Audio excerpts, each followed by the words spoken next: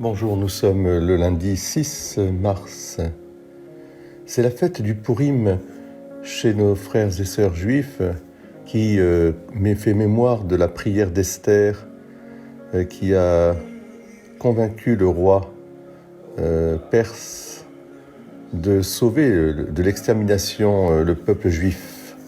Grande fête chez nos frères et sœurs juifs qui marque aussi un peu d'une certaine manière la joie de Pâques. Le salut, c'est une annonce déjà du Péchar, évidemment qui est une autre fête, mais il se prépare ainsi. Et nous aussi, en ce 6 mars, nous pouvons aborder cette deuxième semaine de mars avec une grande joie, la joie d'être du pardon de Dieu, d'être entendu, d'être sauvé, d'être libéré.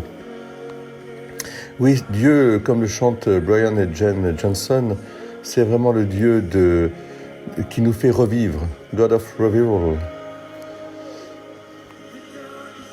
Alors en ce lundi, certainement au soleil, comme le veut la tradition, je vous redis simplement le psaume d'aujourd'hui.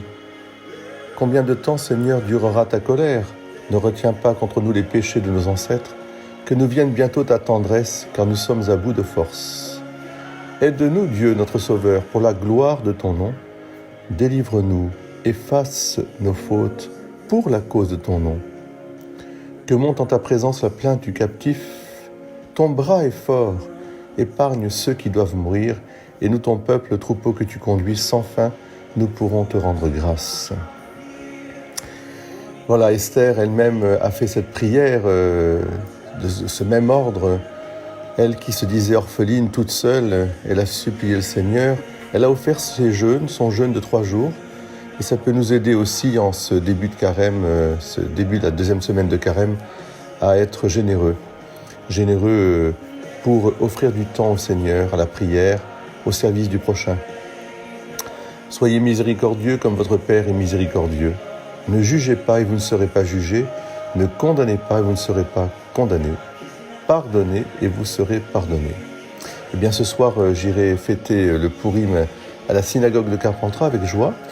Et vers 19h, alors que nos frères et sœurs se déguisent, c'est comme une sorte de fête, de carnaval un peu. Et ça me fait penser vraiment que juifs et chrétiens, nous ne formons qu'un seul peuple, le peuple de Dieu. Et qu'il faut prier vraiment pour ce rassemblement du peuple de Dieu. Nous avons besoin d'eux comme eux ont besoin aussi de nous. Vivons pleinement la miséricorde du Seigneur. Amen.